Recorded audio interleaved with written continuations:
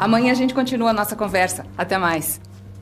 Ah, olá. Desculpe. Estava me despedindo da Ana Cláudia. Ela acabou de se formar em engenharia e está trabalhando aqui conosco. Eu fiquei responsável por auxiliá-la em seu primeiro projeto. Por isso, ela está estudando alguns tipos de estruturas, materiais e a aplicação desses materiais na construção de uma casa. Essa é a parte mais importante do projeto, já que esses fatores influenciam diretamente no projeto estrutural da obra. Então, a Ana Cláudia, escolhendo a alvenaria estrutural, começou avaliando a resistência dos blocos de concreto conforme a NBR 6136.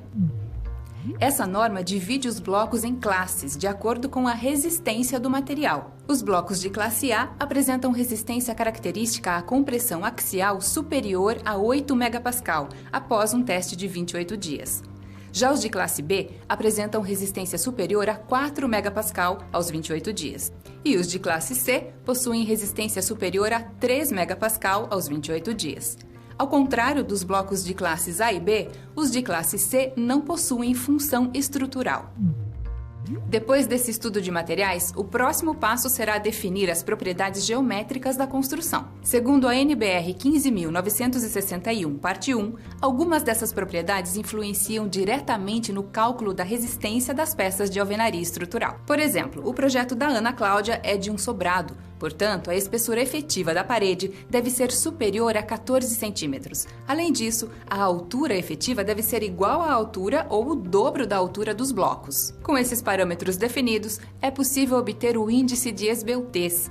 Outro componente essencial da alvenaria é a argamassa. Ela possui propriedades em seus dois estados. No estado fresco, deve apresentar boa trabalhabilidade e consistência. Já no estado endurecido, a argamassa deve propiciar a solidarização da alvenaria e capacidade para absorver pequenas deformações.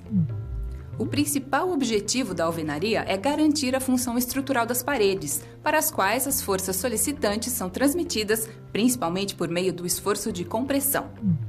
Após definir as propriedades geométricas e concluir os ensaios, a Ana Cláudia terá que avaliar o emprego ou não de armaduras no projeto. Hoje em dia, conforme as propriedades dos materiais que serão utilizados na obra, os dimensionamentos das estruturas em alvenaria estrutural podem ou não empregar armadura. Como o projeto de Ana Cláudia é um sobrado, ela usará alvenaria não armada. Mas em casos de obras de edifícios elevados, são utilizadas as barras de ferro CA50, já que elas oferecem uma resistência maior contra a tensão de tração e também contra a tensão de cisalhamento. Bom, mas amanhã eu continuo essa conversa com a Ana Cláudia para reforçar que o conhecimento dos materiais e suas aplicações é essencial à resistência final da alvenaria estrutural. Pesquise mais sobre o assunto você também. Bons estudos e até a próxima!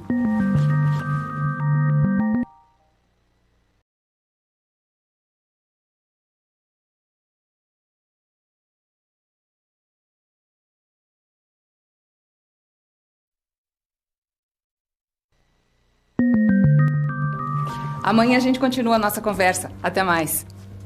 Ah, olá. Desculpe. Estava me despedindo da Ana Cláudia. Ela acabou de se formar em engenharia e está trabalhando aqui conosco. Eu fiquei responsável por auxiliá-la em seu primeiro projeto. Por isso, ela está estudando alguns tipos de estruturas, materiais e a aplicação desses materiais na construção de uma casa. Essa é a parte mais importante do projeto, já que esses fatores influenciam diretamente no projeto estrutural da obra. Então, a Ana Cláudia, escolhendo a alvenaria estrutural, começou avaliando a resistência dos blocos de concreto conforme a NBR 6136. Essa norma divide os blocos em classes, de acordo com a resistência do material. Os blocos de classe A apresentam resistência característica à compressão axial superior a 8 MPa, após um teste de 28 dias. Já os de classe B apresentam resistência superior a 4 MPa aos 28 dias. E os de classe C possuem resistência superior a 3 MPa aos 28 dias. Ao contrário dos blocos de classes A e B, os de classe C não possuem função estrutural.